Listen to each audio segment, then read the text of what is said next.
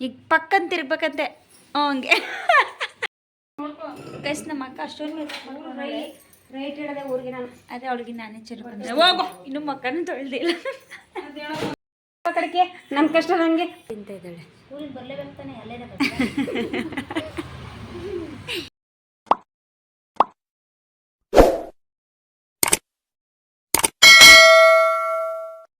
Hi hello good morning everyone, welcome back to my new vlog.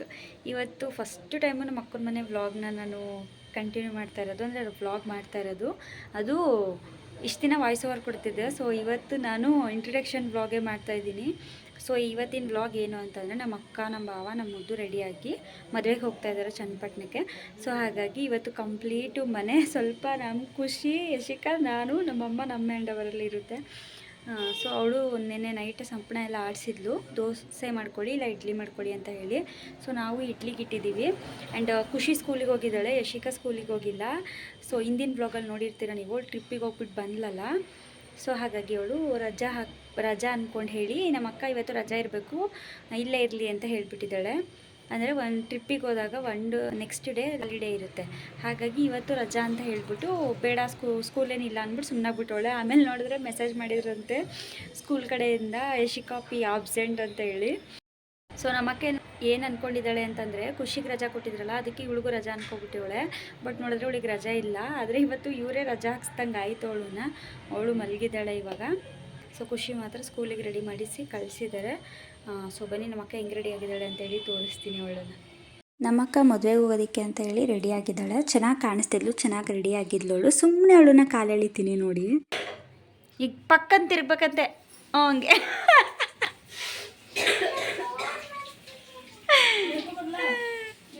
ಅಲ್ಲಿಂದ guys ನಮ್ಮ ಅಕ್ಕ ಅಷ್ಟೊಂದು right ಇಡದೆ ಊರಿಗೆ ನಾನು ಅದೇ ಅವಳಿಗೆ ನಾನೇ ಚೆಲ್ಕೊಂಡೆ ಹೋಗೋ ಇನ್ನು ಮಕ್ಕನೂ ತೊಳೆದಿಲ್ಲ ಬಂದವಳಿಲ್ಲ. ಚೆನ್ನಾಗಿದೆಯಾ ಕಡೆಗೆ ನನ್ನ ಕಷ್ಟ ನನಗೆ ಸಾಯ್ತಾ ಇದ್ದೀನಿ. ಆಮೇಲೆ ಬೈದಾರೆ ಎಲ್ಲಾದ್ರೆ ಇದೇ ನಾವು ಅಮ್ಮಂಗೆ ಹುಷಾರಿಲ್ಲ ಫೋಟೋ ತಗ್ತಾರ. ನಿನ್ನ ಫೋನ್ ಏನು ಮಾಡಿದ್ಯಾ? ಚಾರ್ಜ್ ಹಾಕಿದ್ದೀನಿ ನಾನು. ಹೆಂಗೆ ಚಾರ್ಜ್ ಹಾಕೋದು? ಬಿಸಿಲಿಗೆ ಮಡಗಿದ್ರೆ ಓ ಐಫೋನಾ?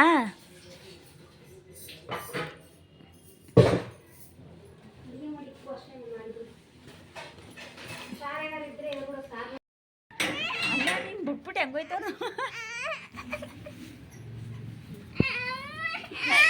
ಅಲ್ಲ ನಿಂಗೆ ಹೆಂಗಳ್ತಾವಳೆ ನೋಡಿ, ಅವ್ರು ಹೋದ್ರು ಅಂತ ಬಿಟ್ಬಿಟ್ಟು ಹೊಂಟೋದ್ರು ಅಂತ ಹೇಳ್ತಾವಳೆ. ಇದ್ಕೋ ಒದ್ದಾಡ್ತಾವಳೆ ನೋಡಿ ನೋಡಿ ನೋಡಿ. ಎಲ್ಲ ಕಮೆಂಟ್ ಮಾಡಿ, ಎಲ್ಲ ಬ್ಯಾಡ್ ಕಮೆಂಟ್ ಮಾಡಿ.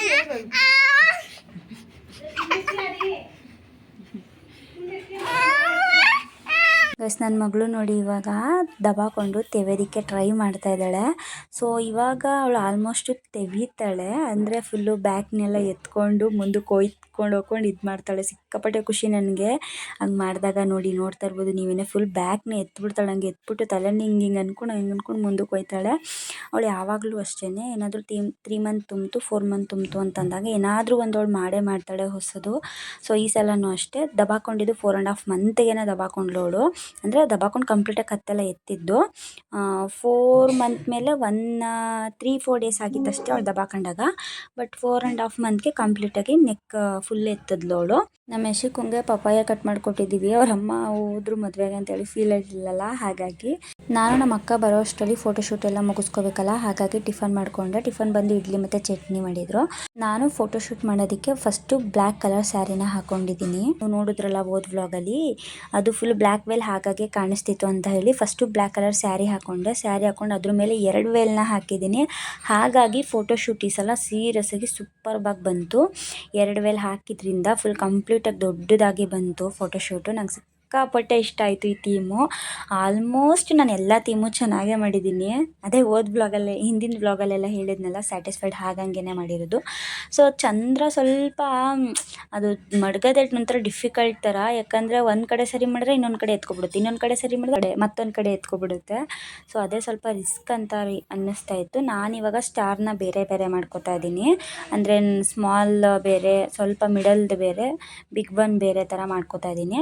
ಯಾಕಂದರೆ ಜೋಡ್ಸೋದಕ್ಕೆ ನನಗೆ ಈಸಿ ಆಗುತ್ತೆ. ಯಾಕಂದರೆ 5 ಅಂತ ಬರೀತೀನಲ್ವಾ ಅದೆಲ್ಲ ಸೇಮ್ ಒಂದೇ ಸೈಜಿನ ಸ್ಟಾರು. ಹಾಗಾಗಿ ಅದನ್ನು ಸಪ್ರೇಟ್ ಮಾಡಿಕೊಂಡೆ ನಾನು. ಫಸ್ಟು 5 ಅಂತ ಬರೆದು ಬಿಡೋಣ ಅಂತ ಹೇಳಿ. ಓದು ಫೋಟೋ ಥೀಮ್ ನೋಡಿದ್ರಲ್ಲ, ಅದರಲ್ಲಿ 5 ಸ್ವಲ್ಪ ದೂರ ಬರೆದಿದ್ದೆ, ಇದರಲ್ಲಿ ಸ್ವಲ್ಪ ಹತ್ರ ಬರೆಯೋಣ ಅಂತ ಹೇಳಿ ಎಲ್ಲ ಕ್ಲೀನಾಗಿ ಸಪ್ರೇಟ್ ಮಾಡ್ಕೋತಾ ಇದ್ದೀನಿ ನಾನು. ಈ ವಿಡಿಯೋನ ಬಂದು ನಮ್ಮ ಯಶಿಕಾ ಮಾಡ್ತಿದ್ದಾಳೆ, ಹಾಗಾಗಿ ಸ್ವಲ್ಪ ಕ್ಯಾಮ್ರಾನ ಶೇಕ್ ಮಾಡಿಬಿಟ್ಟಿದ್ದಾಳೆ, ಅಡ್ಜಸ್ಟ್ ಮಾಡ್ಕೊಳ್ಳಿ.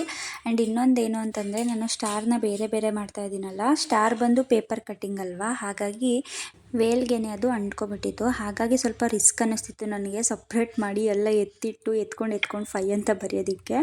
ಇವಾಗ ನಾನು 5ನ ಸ್ವಲ್ಪ ಚಂದ್ರದ ಹತ್ರದಲ್ಲೇ ಬರೆಯೋಣ ಅಂದ್ಕೊಂಡಿದ್ದೀನಿ. ಯಾಕಂದರೆ ಹೋದ ಸಲ ದೂರ ಬರೆದಿದ್ನಲ್ಲ, ಈ ಸಲ ಹತ್ರದಲ್ಲಿ ಬರೆಯೋಣ, ಥೀಮ್ ಚೆನ್ನಾಗಿ ಬರುತ್ತೆ ಅಂತ ಹೇಳಿ ಹತ್ರದಲ್ಲಿ ಕ್ಲೀನಾಗಿ ಒಂದೊಂದನ್ನೇ ಇಟ್ಕೊಂಡು ಬರ್ತಾಯಿದ್ದೀನಿ. ನಾನು ಏನು ಮಾಡಿದೆ ಅಂತಂದರೆ, ಒಂದೇ ಸೈಜಲ್ಲಿ ಸ್ಟಾರ್ ಕಟ್ ಮಾಡಿದ್ನಲ್ಲ, ಅದನ್ನು ಫಸ್ಟ್ ಒಂದಿಟ್ಟು ಮತ್ತೆ ಮೇಲೊಂದು ಇಟ್ಕೊಂಡು ಮಾಡ್ಕೊಂಡು ಹೋಗೋಣ ಅಂತ ಅಂದ್ಕೊಂಡಿದ್ದೆ. ಅಂದರೆ 2 ಲೈನಲ್ಲಿ ಬರೆಯೋಣ ಅಂತ ಹೇಳಿ. ಸೊ ಅದಕ್ಕೆ ಈಗ ಫಸ್ಟು 1 ಲೈನಲ್ಲಿ ಬರ್ಕೊಂಡು ಆಮೇಲೆ ನೆಕ್ಸ್ಟು 2 ಲೈನಲ್ಲಿ ಬರೆಯೋಣ ಅಂತ ಹೇಳಿ ಫಸ್ಟು 1 ಲೈನಲ್ಲಿ ಬರ್ಕೋತಾ ಇದ್ದೀನಿ ನಾನು. ಅದೇ ನನಗೆ ಹೇಗೆ ಅಂತಂದರೆ ಎಲ್ಲ ಕರೆಕ್ಟಾಗಿ ಬರಬೇಕು. ನನಗೊಂದು ಚೂರೂ ಆ ಕಡೆ ಈ ಕಡೆ ಆದರೆ ನನಗದು ಎಕ್ಸೆಪ್ಟ್ ಮಾಡೋದಕ್ಕೇ ಆಗೋದಿಲ್ಲ. ಹಾಗಾಗಿ ನಾನು ಸಲ ಅದೇ ನೀವು ನೋಡಿದ್ರಲ್ಲ ವ್ಲಾಗಲ್ಲಿ ನಾನು ಮಾಡಿದ್ನಲ್ಲ, ಅದನ್ನು ನನಗೆ ಎಕ್ಸೆಪ್ಟ್ ಮಾಡೋದಕ್ಕೆ ಆಗಲಿಲ್ಲ. ಜಸ್ಟು ಎಲ್ಲ ಕರೆಕ್ಟಾಗಿ ಮಾಡಿದ್ದೀನಿ. 5 ಅನ್ನೋದೊಂದು ಸ್ವಲ್ಪ ದೂರದಲ್ಲಿದೆ ಅಷ್ಟೇ.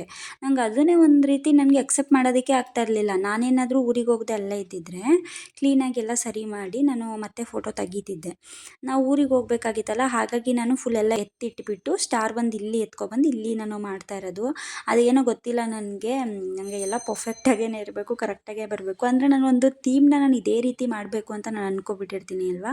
ಹಾಗಾಗಿ ನನಗೆ ಅದು ಅದೇ ರೀತಿ ಬರಬೇಕು. ನಾನು ಏನು ಸ್ಕ್ರೀನ್ಶಾಟ್ ಮಾಡಿ ಇಟ್ಟಿರ್ತೀನಿ ಸೇಮ್ ನನಗೆ ಅದೇ ಹಂಗೆ ಬರಬೇಕು. ಅಂದರೆ ಸ್ವಲ್ಪ ಸ್ವಲ್ಪ ಚೇಂಜಸ್ ನಾನೇ ಮಾಡ್ಕೊಬಿಟ್ಟಿರ್ತೀನಿ. ಇನ್ನೇನು 5 ಮಂತ್ ತುಂಬ್ತಾ ಇದೆ ಅಂದಾಗ ನಾನೇ ಚೇಂಜಸ್ ಮಾಡ್ಕೊಬಿಟ್ಟಿರ್ತೀನಿ, ಹೀಗೆ ಮಾಡಬೇಕು ಅಂತ ಹೇಳಿ. ಸೊ ಹಾಗಾಗಿ ನನಗೆ ಹಾಗೇನೆ ಇರಬೇಕು ಅದು. ಸೊ ಫೈನಲ್ ಲುಕ್ ಈ ರೀತಿ ಇದೆ, ನೋಡ್ತಾ ಇರ್ಬೋದು ನೀವು. ಸಿಹಿನ ಮಲಗಿಸಿದ್ದೀನಿ.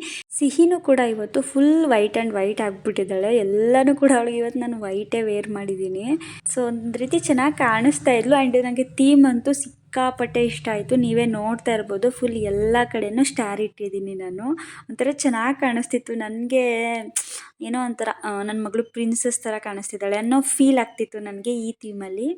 ಅವಳು ಯಾವಾಗಲೂ ಪ್ರಿನ್ಸಸ್ಸೇ ಬಿಡಿ ನನಗೆ. ಅಂದರೆ ಇದು ಚಂದ್ರ ಎಲ್ಲ ಮಾಡಿದ್ದೀನಲ್ಲ, ಹಾಗಾಗಿ ಏನೋ ಒಂಥರ ಡಿಫ್ರೆಂಟ್ ಅನ್ನೋ ರೀತಿ ನನಗೆ ಅನ್ನಿಸ್ತಾ ಇತ್ತು. ಸೊ ನಾನು ಹಾಗೇ ಫೀಲ್ ಮಾಡ್ತಾಯಿದ್ದೆ. ನನಗಂತೂ ಸಿಕ್ಕಾಪಟ್ಟೆ ಸ್ಯಾಟಿಸ್ಫೈಡ್ ಆಯಿತು. ನನಗೆ ತುಂಬ ಖುಷಿ ಆಯಿತು ಈ ಥೀಮ್ ನನಗೆ. ಅಂದರೆ ನಾನು ಆಲ್ಬಮ್ ಮಾಡಿಸ್ಬೇಕು ಅಂತ ಪ್ಲ್ಯಾನ್ ಮಾಡಿದ್ದೀನಿ. ಹಾಗಾಗಿ ನನಗೆ 1 ಮಂತದೂ ಕೂಡ ತುಂಬ ಇಂಪಾರ್ಟೆಂಟ್ ಆಗುತ್ತೆ. ಸೊ ಎಲ್ಲನೂ ಕೂಡ ನಂಗೆ ಫೋಟೋಸ್ ಚೆನ್ನಾಗೇ ಬರಬೇಕು. ಫೋಟೋಶೂಟ್ ಎಲ್ಲ ಮುಗೀತಲ್ಲ, ಅದಕ್ಕೆ ನಮ್ಮ ಯಶಿಕಾ ಸ್ಟಾರ್ಸ್ನೆಲ್ಲ ಎತ್ತಿಡ್ತಾ ಇದ್ದಾಳೆ. ಯಾಕಂತಂದರೆ ನಾನು ಅದನ್ನ ಇಲ್ಲೇ ಇಟ್ಬಿಟ್ಟು ಹೋಗ್ತೀನಿ, ಮುದ್ದುಗೂ ಕೂಡ ಮಾಡಬೇಕು. ಹಾಗಾಗಿ ಈ ಥೀಮ್ ನಮ್ಮ ಅಕ್ಕಂಗೂ ಕೂಡ ಪರ್ಸ್ನಲಾಗಿ ಇಷ್ಟ ಆಯಿತು. ಹಾಗಾಗಿ ಅವಳು ಮುದ್ದುಗೂ ಕೂಡ ಮಾಡ್ತಾ ಇದ್ದಾಳೆ.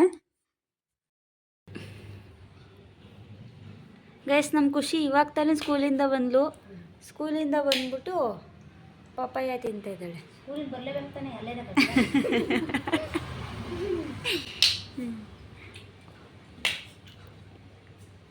ಗೈಸ್, ಅದು ವಾಕರ್ ನೋಡಿ, ಅದು ಆನ್ಲೈನಲ್ಲಿ ತರಿಸಿರೋದು. ನೆಕ್ಸ್ಟ್ ವಿಡಿಯೋ ಬರುತ್ತೆ, ಆ ವಿಡಿಯೋದಲ್ಲಿ ಎಲ್ಲ ಪ್ರಾಡಕ್ಟ್ಸದ್ದು ಲಿಂಕ್ ಕೊಟ್ಟಿರ್ತೀನಿ. ಲಿಂಕ್ ಹೇಳಿ, ನೆಕ್ಸ್ಟ್ ವಿಡಿಯೋ ಹಾಕ್ತೀನಿ.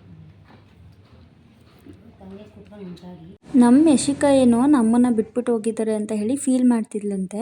ಅದಕ್ಕೆ ನಮ್ಮ ಅಕ್ಕಂಗೆ ಹೇಳಿದ ತಕ್ಷಣ ಅವಳಿಗೂ ಸಿಕ್ಕಾಪಟ್ಟೆ ಫೀಲ್ ಆಗಿಬಿಟ್ಟು, ಸರಿ ನಮ್ಮ ಮೈಕ್ಳಿಗೆ ಡ್ರೈ ಫ್ರೂಟ್ಸ್ ಹೌಸ್ಗೆ ಹೋಗ್ಬಿಟ್ಟು ಏನಾದರೂ ತೊಗೊಬರ್ತೀನಿ, ಪಾಪ ಅವ್ರು ಫೀಲ್ ಮಾಡ್ತಾ ಇದ್ದಾರೆ, ಅವ್ರು ಬರೋಷ್ಟರಲ್ಲಿ ತಂದಿಟ್ಬಿಡ್ತೀನಿ ಅಂತ ಹೇಳಿ ಟ್ಯೂಷನ್ಗೆ ಹೋಗಿ ಬರೋಷ್ಟರಲ್ಲಿ ತೊಗೊಬರೋದಕ್ಕೆ ಅಂತ ಹೇಳಿ ನಾನು ನಮ್ಮ ಅಕ್ಕ ಹೋಗಿದ್ವಿ ಡ್ರೈ ಫ್ರೂಟ್ಸ್ ಹೌಸ್ಗೆ. ಇದು ಬಂದು ಕೆಂಗೇರಿ ಹತ್ರ ಇರೋದು. ಸೊ ನಮ್ಮ ಅಕ್ಕ ಅವರು ಕೆಂಗೇರಿಲೇನೇ ಇರೋದು. ಅಲ್ಲಿ ವೆರೈಟಿ ಐತೆ, ಸಿಕ್ಕಾಪಟ್ಟೆ ವೆರೈಟೀಸ್ ಐತೆ. ನಾನು ಅಷ್ಟೊಂದು ನೋಡೇ ಇರಲಿಲ್ಲ, ಸೀರಿಯಸ್ ಆಗಿ ನೋಡಿರಲಿಲ್ಲ. ನಾನು ಕೂಡ ಬೆಂಗಳೂರಲ್ಲಿದ್ದಾಗ ಡ್ರೈ ಫ್ರೂಟ್ಸ್ಗೆ ಹೋಗ್ತಾ ಇದ್ದೆ, ಬಟ್ ಇಷ್ಟೊಂದು ವೆರೈಟೀಸ್ ನಾನು ನೋಡಿರಲಿಲ್ಲ. ಸಿಕ್ಕಾಪಟ್ಟೆ ವೆರೈಟೀಸ್ ಐತೆ. ಚಾಕ್ಲೇಟ್ ಎಲ್ಲ ಎವ್ರಿ ಕಾಸ್ಟ್ಲಿಯೆಸ್ಟ್ ಚಾಕ್ಲೇಟ್ ಎಲ್ಲ ಇತ್ತು.